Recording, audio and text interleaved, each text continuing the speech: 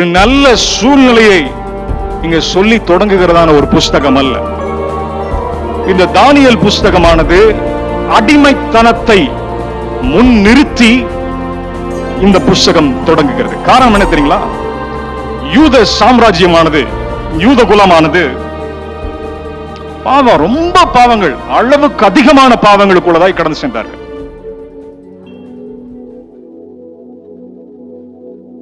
சபை ஆராதனை நடந்தது, கூட்டங்கள் நடந்தது, ஆனால் கர்த்தருக்கும் தேவனுடைய பிள்ளைகளுக்கும் சம்பந்தம் இல்லாத ஒரு வாழ்க்கை. அப்ப அக்கூட்டங்கள் எல்லாம் ஆண்டவருடைய பார்வையில வெறும் சடங்குகளும் சம்பிரதாயங்களும் ஆகும். அல்லேலூயா. ஒரு கணவன் மனைவி இருக்கிறீங்க, வர்றீங்க போறீங்க, சடங்குக்காக ஒரு ரூம்மேட் மாதிரி தங்கிட்டு போறீங்க, ஆனா உங்களுக்குள்ள அன்பும் இல்லை, ஒரு பந்தமும் இல்லை, ஒரு ஒரு ஒரு ஒரு தாம்பத்திய உறவும் இல்லை என்று சொன்னால் நீங்கள் அங்கே செய்து கொண்டிருப்பது குடும்பம் அல்ல. ஒரு பிஜில தங்கி இருக்கிறீங்க, ஒரு ரூம்ல வாடகை கொடுத்து தங்கி இருக்கிறீங்க, அவ்வளவுதான். இன்னும் ஒரு படி மேல போய் ஒரு சில குடும்பங்கள் என்ன பண்றாங்க, ரெண்டு பேரும் பேசிக்கிறதே கிடையாது, ஆனா ஒரே வீட்டுல தான் இருப்பாங்க. எவ்வளவு வேதனை அது நமக்கு கொடுக்கும். இதைத்தான் இவர்கள் ஆண்டவரிடத்திலும் செய்து வந்தார்கள்.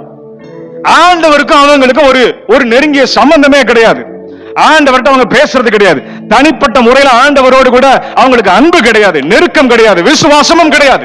ஆனால் ரிலிஜியஸ் சடங்குகளை, மத ரீதியான சடங்குகளை மிகவும் அருமையாக, நேர்மையாக, நேர்த்தியாக அவர்கள் செய்து கொண்டிருந்தார்கள். நல்லா பாடுவாங்க, நல்லா காணிக்க போடுவாங்க, நல்லா பிரசங்கம் பண்ணுவாங்க, கூட்டம் நடத்துவாங்க, போயிடுவாங்க. ஆனால் ஆண்டவர் சொன்னார், உன் காணிக்கைகளை நான் வெறுக்கிறேன் என்று ஏசாயா மூலமாய் சொல்லி பார்த்தார். நீ எனக்கு எதுவுமே பலிகளை கொண்டு வர வேண்டாம், நீ எடுத்துட்டு போயிரு அப்படிங்கிற அளவுக்கு ஆண்டவர் இறங்கி வந்து சொல்லி பார்த்தார். ஆனால் எவனும் செவி கொடுத்து கேட்கவில்லை. ஆராதனைக்குள்ள இப்படிப்பட்ட நிலைமை. தேசத்துல என்ன? விதவைமார்களை பட்சித்தார்கள், அபகரித்தார்கள்.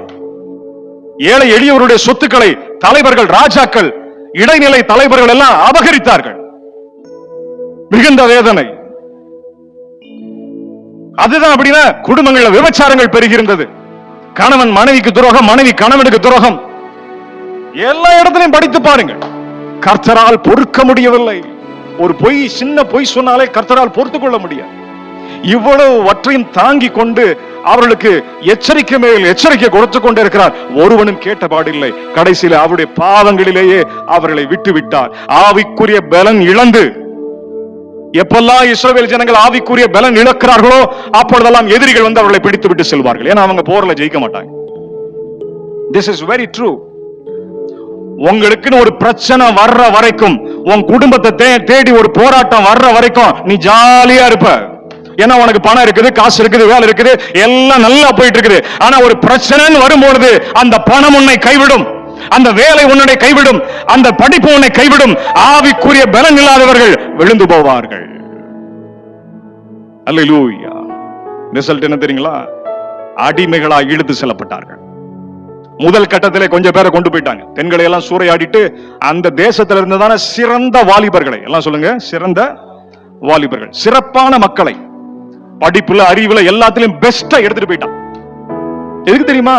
அவன் நாட்டை டெவலப் பண்றதுக்கு, அவனுடைய தேசத்தை உயர்த்திக் கொள்வதற்காக. ஐயா, உங்களுக்கு கர்த்தர் நல்ல வரங்களை கொடுத்திருக்கிறார், தாளந்துகளை கொடுத்திருக்கிறார், பணத்தை கொடுத்திருக்கிறாரு, படிப்பை கொடுத்திருக்கிறாரு. அதை கர்த்தருக்காக பயன்படுத்தாமல் ஆண்டவருக்காக நீ வாழாம இருக்கும் பொழுது ஒரு சில நேரங்களில் நீ இழுத்து செல்லப்பட்டு இன்னொரு அந்நிய காரியங்களுக்காக அந்நியருடைய கைகளில் நீயும் உன்னுடைய தாளந்துகளும் உன்னுடைய காரியங்களும் விற்கப்படும். அல்லேலூயா. கொஞ்சம் பேர் உண்மையா இருந்தாங்க. என்னைக்குமே புரிஞ்சுக்குங்க, பாவம் எல்லாவரையும் பாதிக்கும். நல்லவங்களையும் பாதிக்கும், கெட்டவர்களையும் பாதிக்கும். ஒரு சர்ச்சில் வந்து 100 பேர் இருக்கிறீங்க, ஒரு 50 பேர் பாவம் செய்யறீங்கன்னு வச்சுங்க, அந்த பாவம் மீதி உள்ளதான 50 பேரையும் பாதிக்கும். அதனாலதான் தானியேல், சாத்ராக், மேஷாக், ஆபேத்நேகோ இவங்க எல்லாரும் எங்க போயிருக்கிறாங்க? அடிமைகளாய் கொண்டு செல்லப்பட்டார். அவங்க எதுவும் தப்பு செஞ்சாங்களா? இல்ல. அவர்கள் ஆண்டவருக்கு உண்மையாய் வாழ்ந்து கொண்டிருந்தார்கள். ஒரு ஆமென் சொல்லுங்களேன். அல்லேலூயா. எத்தனையோ சாம்ராஜ்யங்கள் வந்தது, எத்தனையோ அரசாங்கங்கள் வந்தது, ஆனால் பல ராஜாக்கள் மறக்கப்பட்ட பொழுதும் ஒரு மனிதன் இன்றும் நினைக்கப்படுகிறான் என்று சொன்னால் அவன் ஆண்டவருக்காய் நின்றான். ஒரு ஆமீன் சொல்லுங்க, ஒரு ஆமீன் சொல்லுங்க. அவன் தான் சிறை பிடிக்கப்பட்ட இளைஞன் தானியேலா இருந்து கொண்டிருக்கிறான். கைகளை உயர்த்தி தேவனை மகிமைப்படுத்துவோம். ஹல்லேலூயா. ஒரு ஆமீன் சொல்லுங்க. ஹல்லேலூயா, ஹல்லேலூயா. எந்த அரசனிடமும் இல்லாத, எந்த ராஜாவினிடம் இல்லாம, எந்த ஜனத்திடம் இல்லாத ஒன்று அவனிடத்தில் இருந்தது. தேவனோடு கூட உள்ளதான நெருங்கிய உறவு, தேவனோடு கூட ஜெபிக்கிறதான ஒரு ஜெபம் அவனோடு கூட இருந்தது. ஒரு ஆமென் சொல்லுங்களேன். தேசத்தை கடந்து சென்றாலும், விட்டு சென்றாலும், ஆலயத்தை விட்டு தாண்டி சென்றாலும், அடிமையாய் கொண்டு போகப்பட்டாலும் தேவனை அவன் விட்டு விடவில்லை, தேவன் அவனை விடவில்லை என்று சொல்லுகிறேன் நான் உங்களுக்கு. ஒரு ஆமென் சொல்லுங்க. ஐயா, ஒரு சில பேர் நல்லவங்க தான், ஆனா சபை அப்படி இப்படின்னு இருக்கும் பொழுது பொறுப்பை நாம் அனைவரும் சேர்ந்து எடுக்க வேண்டும். ஒரு ஆமீன் சொல்லுங்களேன். ஒரு குடும்பத்துல ஒரு தப்பு நடந்துச்சுன்னா அந்த பொறுப்பை குடும்பம் மொத்தமாக எடுக்க வேண்டும். என் கணவன் தப்பு செஞ்சிட்டான்னா அவன் கணவன் மேல பழி போட்டுட்டு ஊரெல்லாம் கணவனை பத்தி கேவலமா பேசிட்டு உங்க குடும்பத்தை நீங்கள் உடைக்க கூடாது. மாறாக கணவனுக்காய் முழங்கால் படிட்டு ஜெபிக்க வேண்டும். ஒரு ஆமீன் சொல்லுங்க. ஹல்லேலூயா. என்ன பண்ணிட்டு இருந்தாங்க போய் வாலிபர்கள், என் ஜனங்கள், என் பெண்கள், என் குடும்பங்கள் பாவம் செய்தது உண்மைதான், தகர்ந்து போனது உண்மைதான், ஆண்டவர் விட்டு தூரமா இருப்பது உண்மைதான். ஆனா அவங்களுக்காக நாங்க முழங்கால் படியிட்டு ஜெபிப்போம்.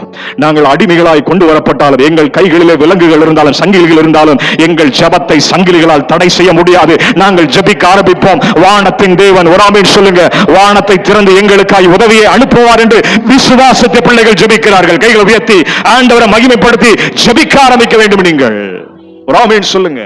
கோர யாருனாலும் பேச முடியும், ஜெபிப்பது ஒரு சிலரால் மட்டும்தான் முடியும். Let me tell you, குறைகள் யார் வேண்டுமானாலும் பேசலாம், அதனால் ஒரு மாற்றமும் வராது. ஆனால் ஜெபித்தால் குறைகள் மாறும். ஒரு ஆமீன் சொல்லுங்க, ஒரு ஆமீன் சொல்லுங்க.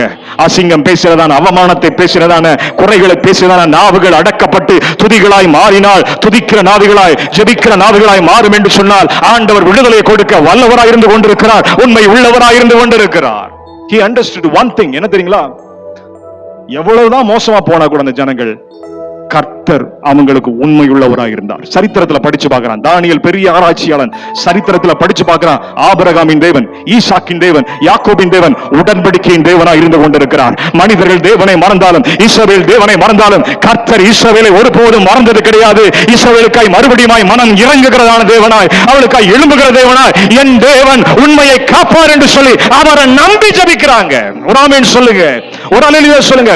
அதனால இன்னைக்கு நீங்க நம்பணும், இவர்களை எல்லாம் ஆண்டவர் மாற்றுவார்.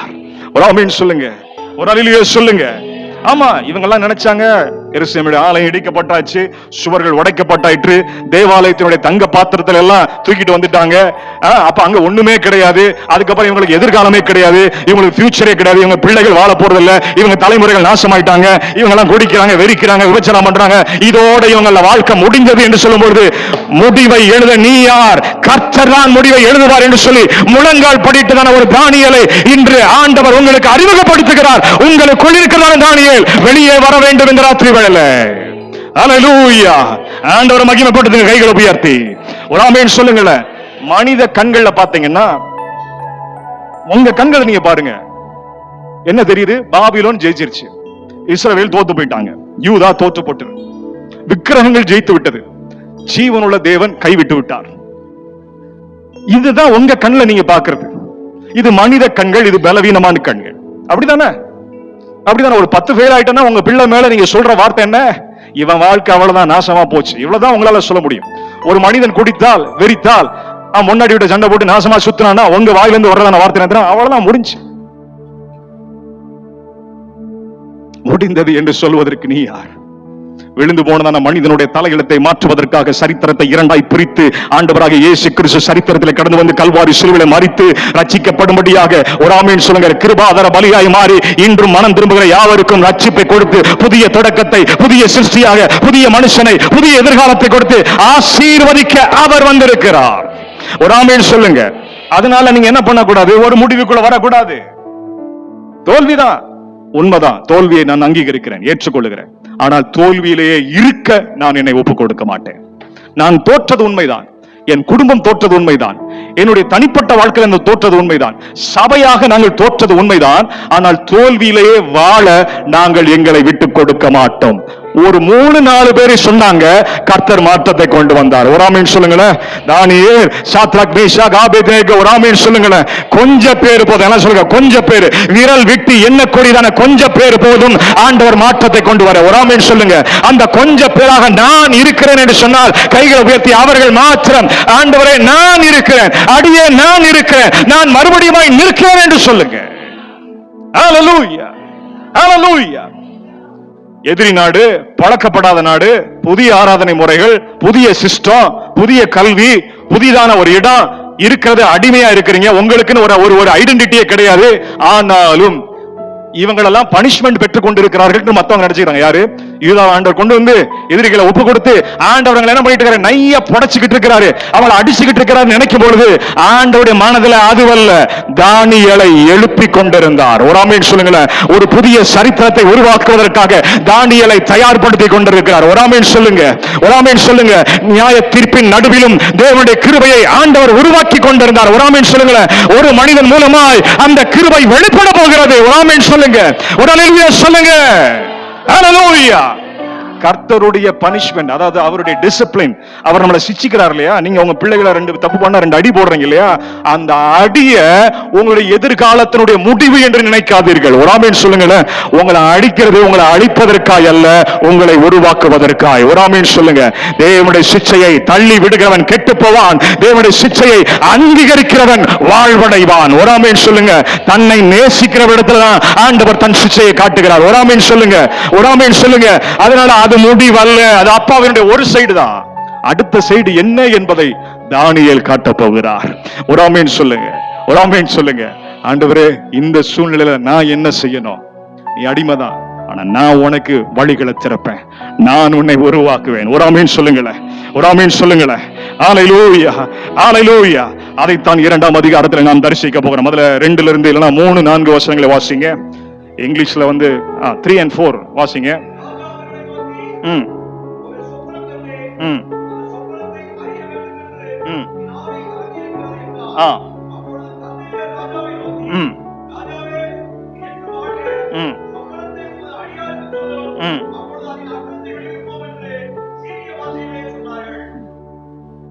ஹல்லேலூயா. அவங்க பேர் என்ன? அந்த ராஜா பேரு நேபுகாத் நேச்சார். எல்லாம் சொல்லுங்க.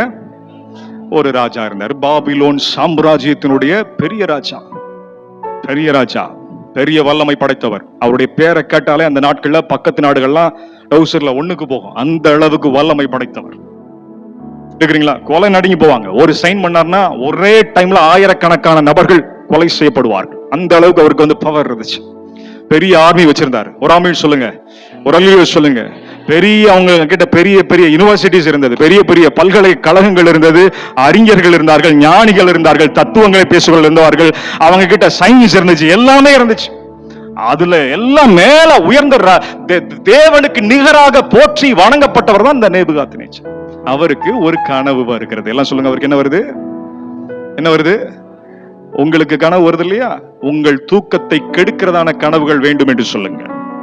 ஆண்டவர் கனவு கொடுப்பார். அதுக்கப்புறம் உங்களால தூங்க முடியாது. என்ன பண்ணிட்டான்? கனவு கண்டு காலையில் எழும்புறான், உடம்பெல்லாம் வேர்த்து ஊத்துது. அவன் கண்ட பயங்கரத்தை அவனால் தாங்க முடியல. இருதயம் கலங்கி போயிடுச்சு. எல்லாத்தையும் மிரட்டி, எல்லாத்தையும் உருட்டி சர்வாதிகாரியா போல செயல்பட்டு கொண்டிருந்தான ஒரு மனிதன் ஒரு கனவுல நடுங்கி போனான். சொல்லுங்க. யாரு? இஸ்ரவேல் ஜனங்களை அடிமைகளாய் இழுத்து கொண்டு வந்ததான ராஜா நடுங்கி கொண்டிருக்கிறார். ஒரு ஆமென் சொல்லுங்க, ஒரு ஆமென் சொல்லுங்க. அந்த ராஜாவை மிரட்டுறதுக்கு பெரிய படையெல்லாம் தேவையில்ல, ஒரு கனவு போதும். நம்முடைய ஆண்டவர் கொடுக்கிறதான ஒரு கனவு போதும். கைகளை உயர்த்தி சொல்லுங்க. எதிரி அடக்கிறதுக்கு ஒரு கனவு போதும். ஒரு ஆமென் சொல்லுங்களேன். பாலகருடைய நாவில ஒரு சின்ன பாடலை கொடுத்து எதிரியினுடைய கொம்பை எல்லாம் சீவுகிறதான ஆண்டவர் நம்முடைய ஆண்டவர். ஒரு ஆமென் சொல்லுங்களேன். அவருடைய கொட்டத்தை அடக்க சின்ன பிள்ளைகள் போதும். ஒரு ஆமென் சொல்லுங்க. ஹல்லேலூயா. கனவு கண்டான், கனவை மறந்துட்டார். என்ன மறந்துட்டாரு? கனவை. அவ்வளவு மெமரி லாஸ் ஆகி அவனுக்கு இல்ல, மறக்க ஆண்டவர் செய்தார்.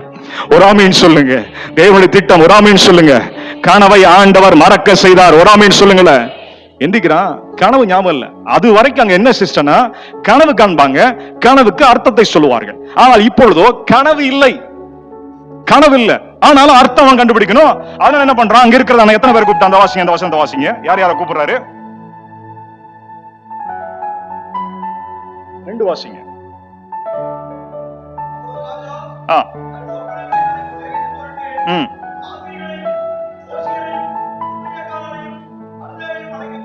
என்னது? கல்தேயர்கள், மந்திரவாதிகள், ஜோதிடர்கள், சாஸ்திரிகள். இவங்க பாத்தீங்கன்னா பாபிலோனுடைய சாம்ராஜ்யம் பணத்துல மட்டும் சக்தியில மட்டுமல்ல அவங்க வல்லமை படைத்தவங்க. அது ஒரு பெரிய ஆவிக்குரிய சாம்ராஜ்யமாகும். ஆவிக்குரியது என்று சொன்னால் நெகட்டிவ் ஃபோர்சஸ், பிசாசுடைய எதிரியினுடைய ஆவிக்குரிய சாம்ராஜ்யமாகும்.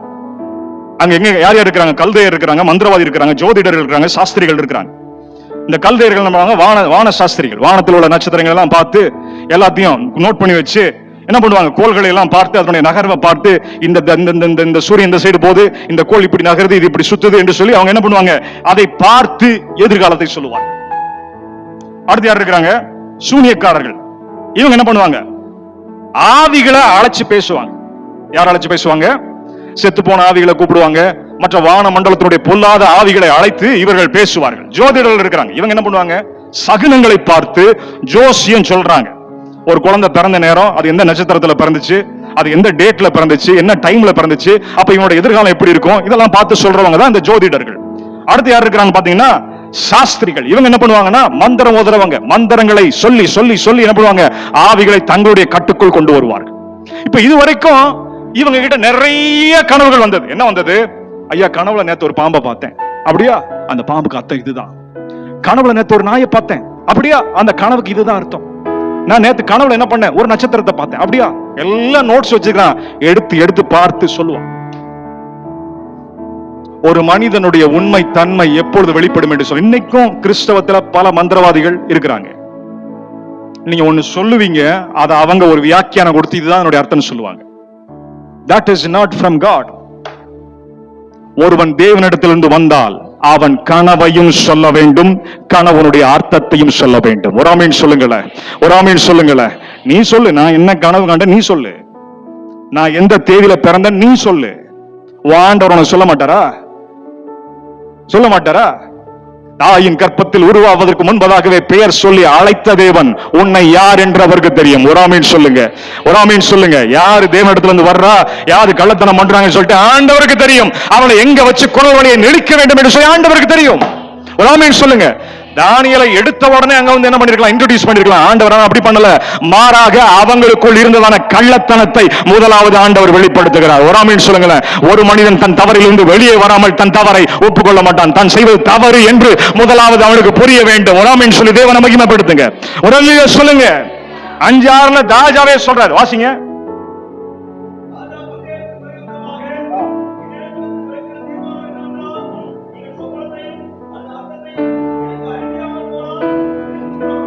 எட்டு வாசிங்க.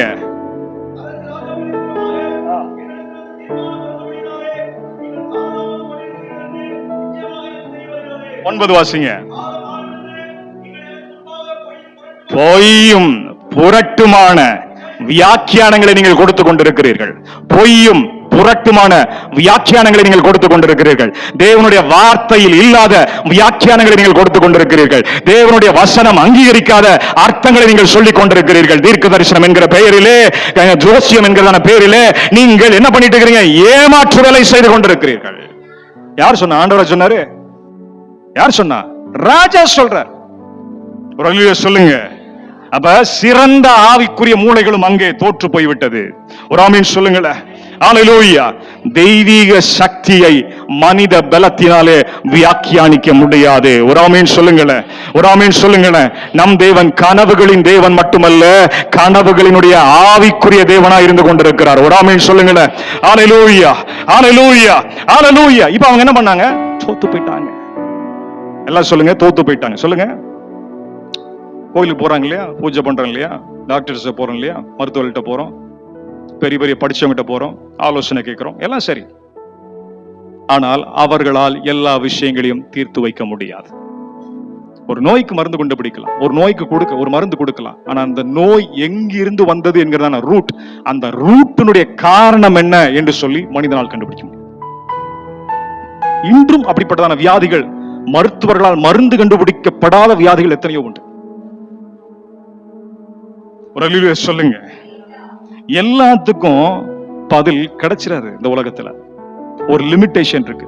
அதனாலதான் மனிதனை நம்புவதை பார்க்கிலும் தேவன் பேரிலே கம்ப்ளீட் பண்ணுங்க. தேவன் பேரிலே நம்பிக்கையா இருப்பது, சார்ந்து இருப்பது, பற்றுதலா இருப்பது நம்முடைய ஆத்மாவிற்கு நல்லது. ஆமென் சொல்லுங்க. ஒரு மனுஷன் மேல வைக்கிறதான நம்பிக்கைய முதல்ல தூக்கி ஆண்டவர் மேல வை. ஆண்டவர் மேல நம்புறதை விட நீ என்ன பண்ணக்கூடாது. ஒரு டாக்டர் நல்லது நல்லது, ஒரு மருந்து கொடுக்கிறார் நல்லது, but they are not God. அவங்க கடவுள் கிடையாது. அவங்கள நான் தலை மேல தூக்கி வைக்கிறதுக்கு அவங்க கடவுள் கிடையாது. அவங்களால முடியாததையும் என் தேவன் செய்வார். ஒரு ஆமீன் சொல்லுங்க. கடவுளுடைய பிளேஸ கடவுளுக்கு தான் கொடுக்கணும். ஒரு ஆமீன் சொல்லுங்களேன். கர்த்தர் சொன்னா செய்வேன். ஒரு ஆமீன் சொல்லுங்க. அல்லேலூயா சொல்லுங்க. இப்ப என்ன பண்ணுதுன்னா, மனிதனுடைய ஞானம் பிரச்சனையை ஆராய்ந்து பார்க்கத்தான் முடியும். ஆனால் கர்த்தரால் மட்டுமே மறை பொருளை வெளிப்படுத்த முடியும். ஒரு ஆமீன் சொல்லுங்களேன்.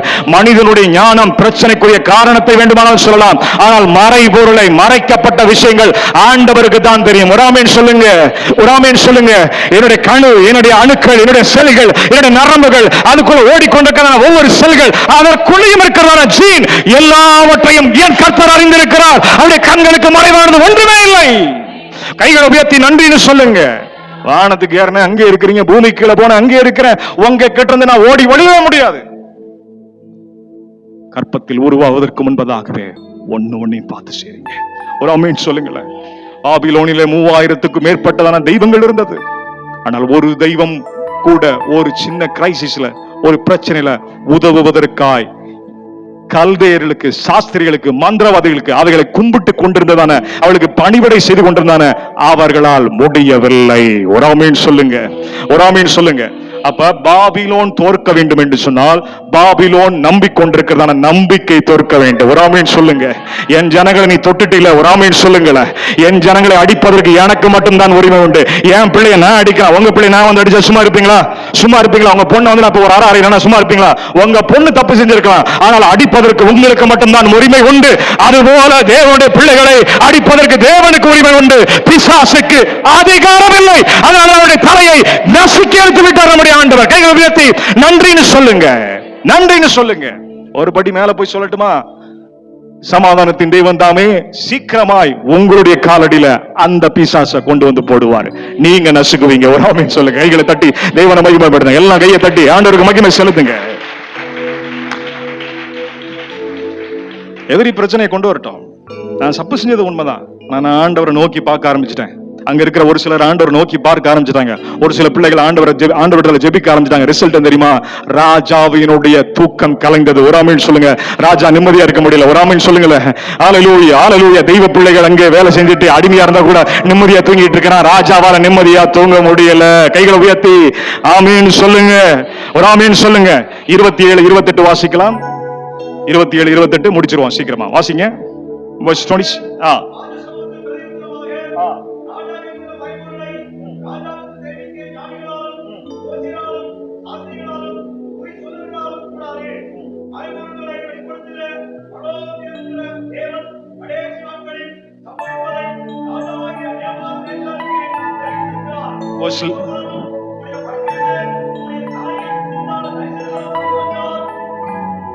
பதினொன்று வாசிங்க.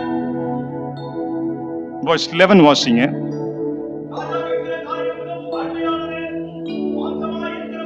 என்னது? மாம்சமாய் மனுஷங்களோட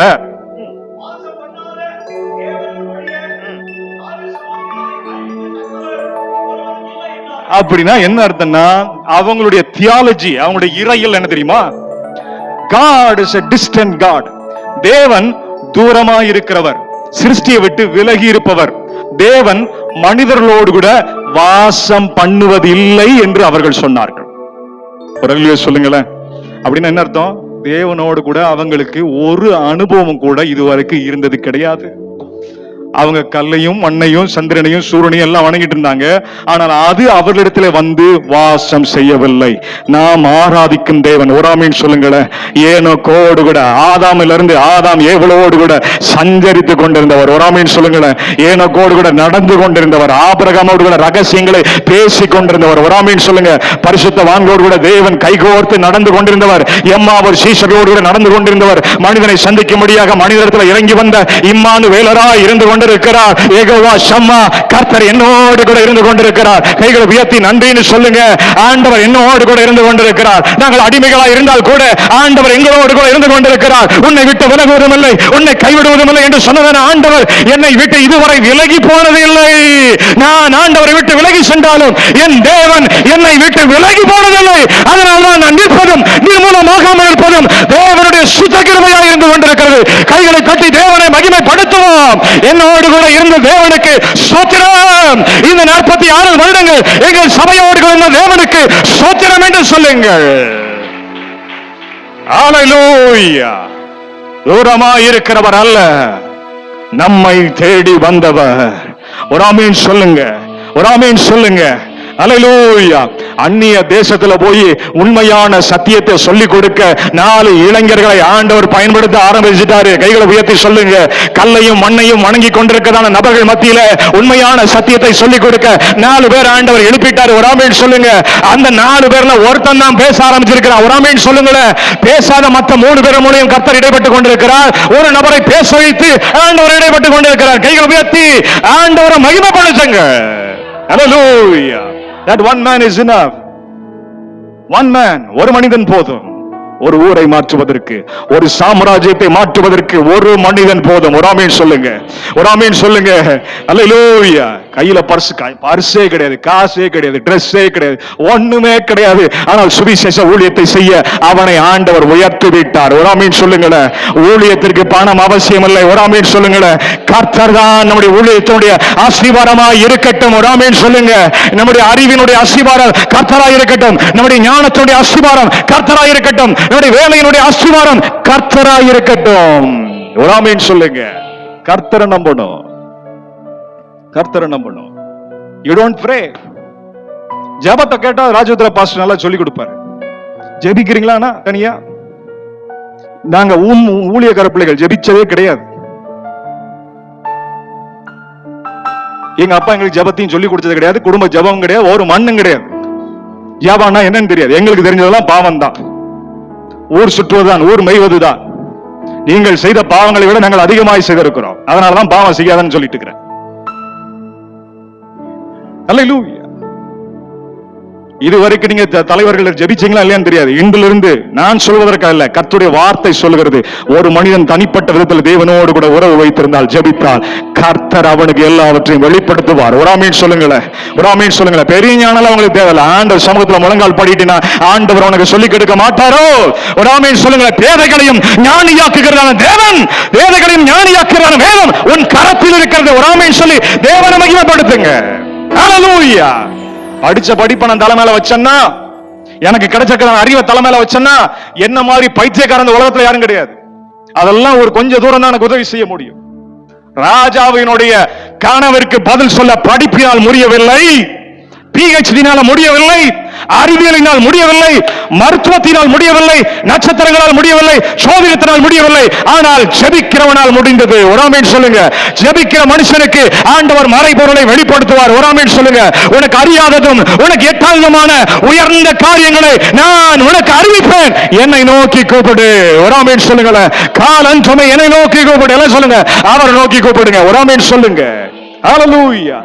எந்த இடத்திலும் இருந்து நீங்கள் ஜெபிக்க ஆரம்பித்தால் 28ஆம் வசனத்தில் நம்ம வாசித்தோம், பரலோகத்தில் இருக்கிறதான ரகசியங்களை வெளிப்படுத்த.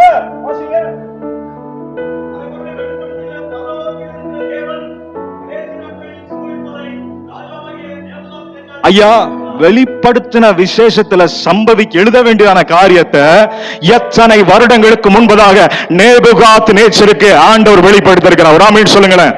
வெளிப்படுத்துவார், ஆனா அர்த்தம் சொல்ல மாட்டார். அர்த்தம் யாரு சொல்லுவா? ஜெபிக்கிற மனுஷன். ஒரு ஆமீன் சொல்லுங்க. ஒரு ஆமீன் சொல்லுங்க. கையை தூக்கி சொல்லுங்க. குழம்பிட்டு இருக்கிறீங்களா? என்ன எனக்கு ஏன் அந்த பிரச்சனை, எனக்கு ஏன் அந்த போராட்டம், என் குடும்பத்திலேயே அந்த பிரச்சனை, ஏன் சர்ச் வளரவே மாட்டேங்கி? மறைபொருளை ஆண்டவர் வெளிப்படுத்துவார். மறைபொருளை, மறைக்கப்பட்ட ரகசியங்களை ஆண்டவர் வெளிப்படுத்துவார். ஒரு ஆமீன் சொல்லுங்க. ரகசியங்கள் செய்கிறதான காரியங்களை அம்பலமாக்குவார் தேவன். ஒரு ஆமீன் சொல்லுங்க. உங்களை அழிப்பதற்காக அல்ல, உங்களை அவமானப்படுத்துவதற்காக அல்ல, மாறாக சபை வளர்ச்சி ஆண்டவருக்கு முக்கியம், குடும்பங்கள் ஆண்டவருக்கு முக்கியம், ரட்சிப்பு ஆண்டவருக்கு முக்கியம், எல்லோரும் பரலோகத்தில் இருக்க வேண்டும் என்று சொல்லி ஆண்டவர் விரும்புகிறபடினாலதான் இதை உங்களுக்கு ஆண்டவர் அறிவிக்கிறார். கைகளை உயர்த்தி நன்றின்னு சொல்லுங்க. இல்லன்னா தானியேல் பெரிய ஆளுன்னு காட்டுறதுக்காகவா? நோ, கடவுள் பெரியவர், தானியேலின் தேவன் பெரியவர். ஒரு ஆமீன் சொல்லுங்களேன். அவன் சொல்றான் மனுஷங்களோட தேவன் வாசம் பண்றது இல்ல. அப்ப ஒரு மனுஷனுக்கு ஆண்டவர் ஒண்ணு சொன்னா அவனோடு கூட வாசமா இருக்கணும், அப்படிதானே? அப்ப லாஜிக் அங்க உடைகிறது. தானியேலோடு கூட ஆண்டவர் வாசமா இருந்தார். கைகளை உயர்த்தி சொல்லுங்க. எங்க? அடிமை தேசத்துல. எங்க? அடிமைகளாய் போன தேசத்துல ஆண்டவர் இறங்கி வந்து தானியேலோடு கூட இருந்தார்.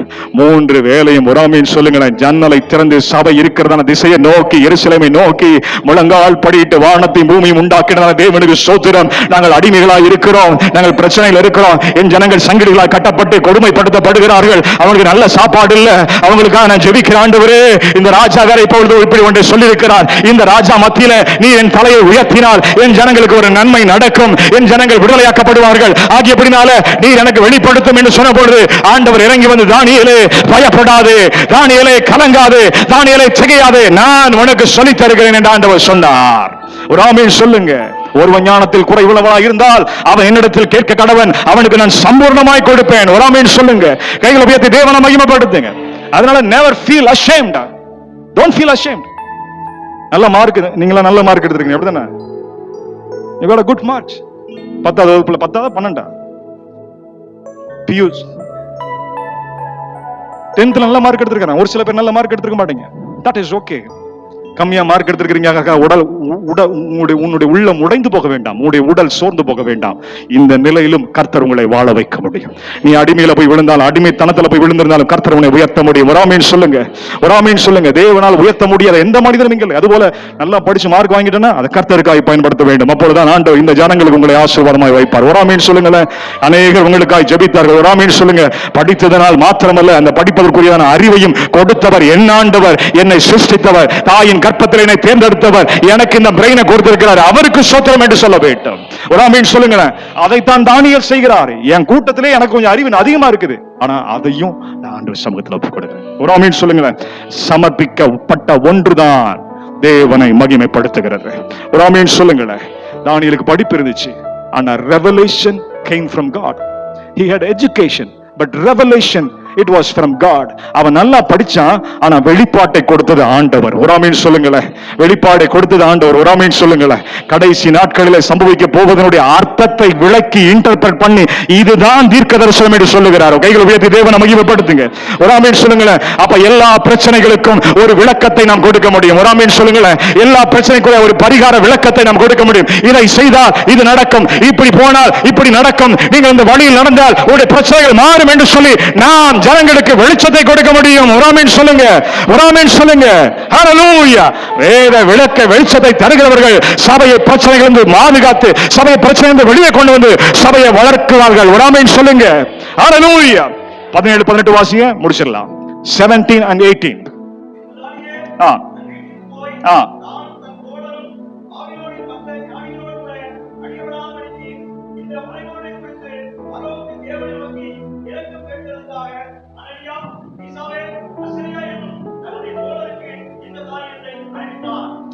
அனனியா அதெல்லாம் பாத்தீங்கன்னா அதெல்லாம் பாபிலோன் அவர்கள் வைத்ததா, அவர்கள் அவங்களுக்கு வச்சதான பேர்.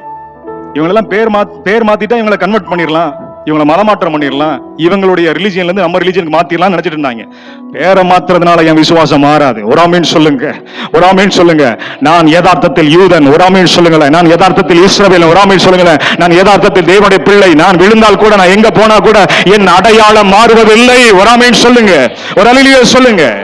ஐயா நெருக்கடிய, ஒரு கிரைசிஸ ஜெப கூட்டமாய் அவன் மாற்றுகிறான். ஒரு ஆமென் சொல்லுங்களேன். ஒரு நெருக்கடி சபைக்கு வருது, ஒரு எருப்பு சபைக்கு வருது, ஒரு பிரச்சனை சபைக்கு வருதுன்னா அதை ஜெப கூட்டமாய் நாம் மாற்ற வேண்டும். ஒரு ஆமென் சொல்லுங்களேன். ஒரு அல்லேலூயா சொல்லுங்க. யார் வந்தாலும் வரலாட்டியும் தன் நண்பர்கள் 3 பேரை கூப்பிட்டு அவங்ககிட்ட விஷயத்தை சொல்லி 4 பேராய் ஜெபிக்க ஆரம்பிக்கிறார்கள். கைகளை தட்டி தேவனை மகிமைப்படுத்த வேண்டும். இதைத்தான் நான் சபையிடமிருந்து ஆண்டவர் எதிர்பார்க்கிறார். குரணி பேசுறதுக்கு நமக்கு நேரம் இருக்குது. 2 பேர் சந்திக்கிறதுக்கு, குறை சொல்றதுக்கு.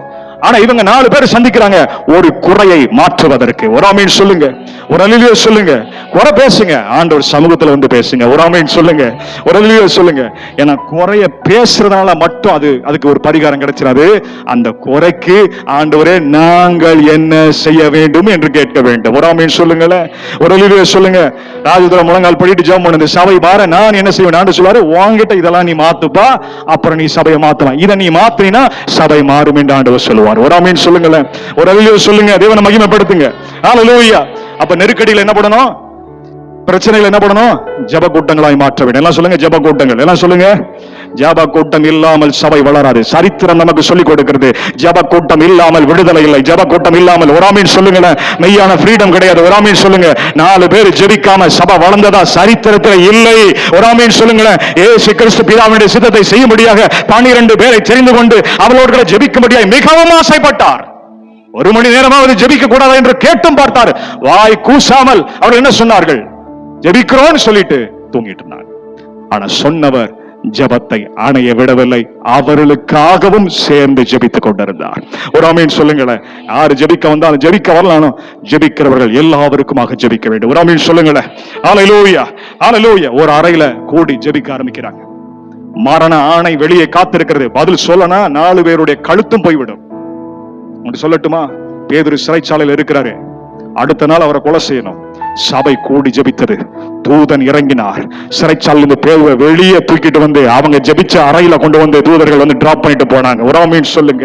ஒரு அல்லேலூயா சொல்லுங்க. ஐயா, என்ன தேவனை நம்ம ஆராதித்துக் கொண்டிருக்கிறோம். பயந்து போனா கூட ஜெபிக்கிறத விட்டுறாதீங்க. ஒரு ஆமென் சொல்லுங்க. நீ ஜெபித்தால் அற்புதம் நடக்கும். ஒரு ஆமென் சொல்லுங்களேன். ஹல்லேலூயா. காத்திருந்து ஒரு ஆமென் சொல்லுங்களேன். கதவுகளை நீ மூடி ஜெபிக்கும் பொழுது உனக்கான கதவுகளை ஆண்டவர் திறப்பார். ஒரு ஆமென் சொல்லுங்களேன். கதவுகளை மூடி நீ ஜெபிக்கும் பொழுது சுவிசேஷ கதவுகளை ஆண்டவர் உனக்காய் திறப்பார். நெருக்கடியிலே நம் தேவன் கைவிடுவதில்லை. நெருக்கடியிலே நம் தேவன் உதவி செய்கிற தேவனாய் இருந்து கொண்டிருக்கிறார். தொடர்பு கொள்ளுகிறவர்களுக்கு உதவியை அனுப்புகிற தேவனாய் இருந்து கொண்டிருக்கிறார். ஹல்லேலூயா. கையை தட்டன்னு முடிவு பண்ணிட்டீங்களா? அதனை சத்தம் வராம தட்டிட்டு இருக்கீங்க. சத்தமா தட்டி தேவனை மகிமைப்படுத்துங்க. நெருக்கடி வேளையில ஜெப கூட்டங்களை ஏற்படுத்தினார்கள். ஹல்லேலூயா. ஒரு ஆமென் சொல்லுங்களேன். ஜெபம் ஒரு இணைப்பு. ஒரு அல்லேலூயா சொல்லுங்களேன். ஜீவனுள்ள தேவனோடு கூட நம்ம இணைக்கிறது. ஒரு ஆமென் சொல்லுங்களேன். ஒரு பள்ளத்திலே விழ போறீங்கன்னா கூட ஒரு கயிறு தொங்கிக் கொண்டிருக்கும். ஒரு ஆமென் சொல்லுங்களேன். அந்த கயரை பிடிக்கிறவர் தேவனாய் இருந்து கொண்டிருப்பார். ஒரு ஆமென் சொல்லுங்களேன். அந்த ஜெபம் என்கிறதான கரையரை நீ பிடித்தால் உன்னை மேலே தூக்கி ஆண்டவர் எடுப்பார். ஒரு ஆமென் சொல்லுங்களேன். ஹல்லேலூயா. உன் குடும்பத்திற்காக ஜெபிக்க வேண்டும். உடைய பிள்ளைகளுக்காக ஜெபிக்க வேண்டும். உடைய சபைக்காக நீ ஜெபிக்க வேண்டும். மனிதனால் முடியாததை தேவனால் முடியும் என்கிறதான இடத்தோடு கூட உன்னை கொண்டு சேர்ப்பது ஜெபமாகும். ஒரு ஆமென் சொல்லுங்களேன். முடியுமான இடத்திற்கு உன்னை தூக்கி செல்கிறது ஜெபம். ஒரு ஆமென் சொல்லுங்களேன். கல்தேயர்களால், ஜோசியர்களால், ஒரு ஆமென் சொல்லுங்க, சாஸ்திரிகளால், மருத்துவர்களால் செய்ய முடியாததை ஜெபம் செய்தது. ஒரு ஆமென் சொல்லுங்களேன். ஜெபம் ஆயுதம் அல்ல, ஜெபம் ஒரு போராகும். ஒரு ஆமென் சொல்லுங்க. அந்த போரை செய்ய நீங்கள் அழைக்கப்பட்டிருக்கிறீர்கள். அல்லேலூயா சொல்லி தேவனை மகிமைப்படுத்துங்க. ஹல்லேலூயா, ஹல்லேலூயா. யாராலும் சொல்ல முடியாததை இவர்கள் சொன்னார்கள். ஒரு ஆமென் சொல்லுங்களேன். 47 வாசிங்க. verse 47 வாசிங்க.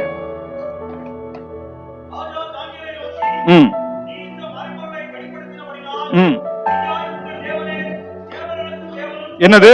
எங்க கிட்ட ஒரு 3000 தேவர்கள் இருக்கிறாங்க. இந்த ஊர்ல எப்படி ஒரு 10-15 தேவர்கள் இருப்பார்கள். அப்படிதானே? மறைபொருளை நீங்கள் வெளிப்படுத்தினபடினால் ராஜா சொல்றாரு, உலகமே பார்த்து நடுங்கி கொண்டிருக்கிறதான பாபிலோனுடைய சக்கரவர்த்தி சொல்லுகிறார், சாம்ராஜ்யத்தினுடைய பேரரசன் சொல்லுகிறார், உங்கள் தேவனே உண்மையான தேவன் என்று சொல்லுகிறார். கைகளை உயர்த்தி சொல்லுங்க. ஒரே ஒரு கனவு, ஒரே ஒரு கனவு, ஒரு கனவு, a single dream, ஒரு கனவு ராஜ்யத்தை மாற்றியது. ஒரு ஆமென் சொல்லுங்களேன். தேவன் யார் என்று அறிய அவருடைய கண்களை ஆண்டவர் திறந்தார். கைகளை தட்டி தேவனை மகிமைப்படுத்த வேண்டும்.